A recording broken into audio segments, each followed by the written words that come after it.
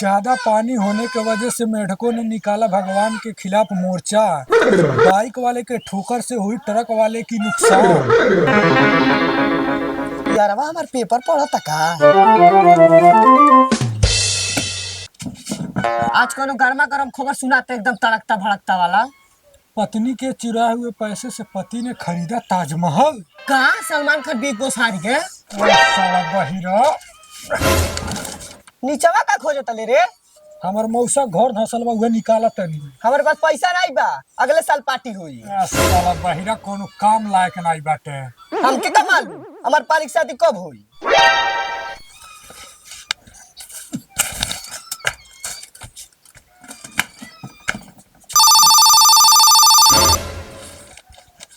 Phone आता नहीं मस्त नींद आता खर्राटा के साथ।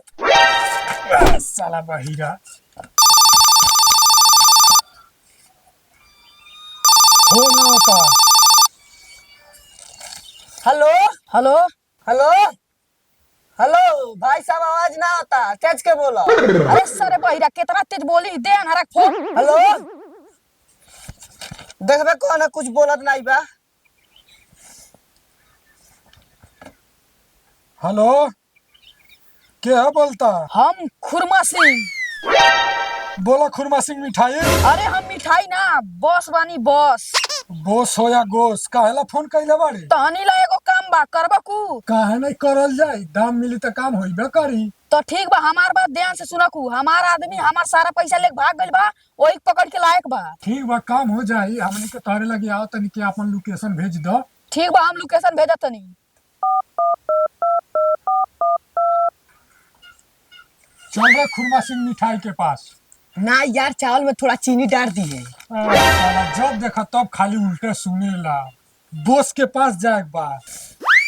गोश्त ले एक बा तो असलम यहाँ से ले लिए।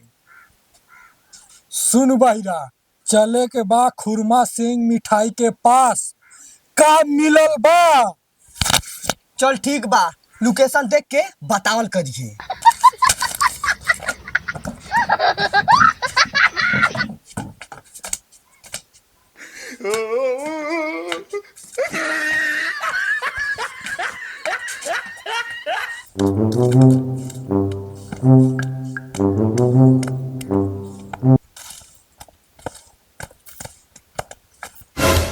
साला कौन एक दे हमारे ना टाइट।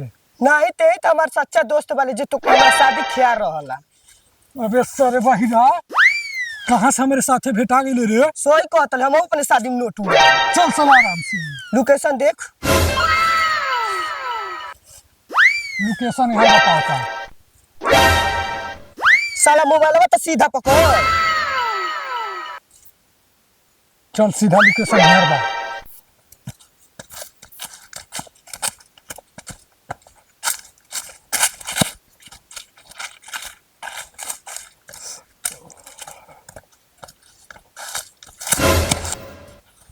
अरे तोहरे राजा जी के दिलावा टूट जाई, तोहरे राजा जी के दिला टूट जाई। भाई कब कब सोचे नहीं हमारे लगे पैसा आई तो चल के बढ़िया थाईलैंड वाला मसाज कराई और फिर घरे आके 6 महीना बाद ना हम। तू का सोचे ले कहाँ कोई ए मीता मीता कहाँ बड़े रे? अरे ई तो हमारा रवा बा।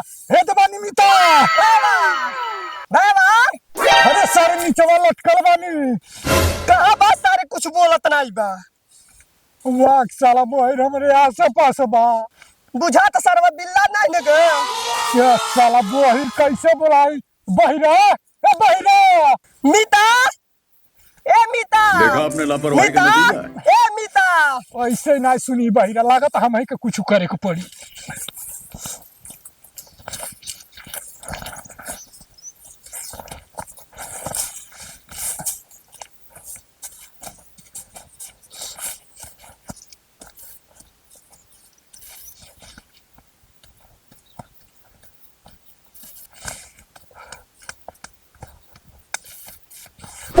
अरे साला कहाँ चल गइल?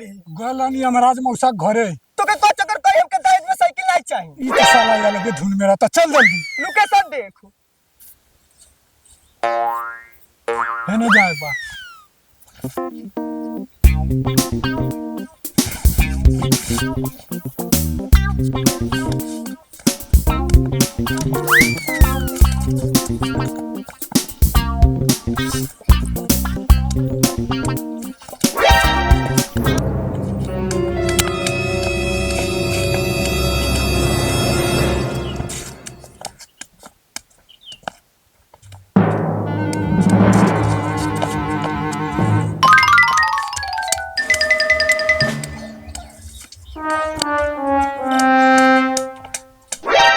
ले आ गई खुरमा सिंह मिठाई के घर।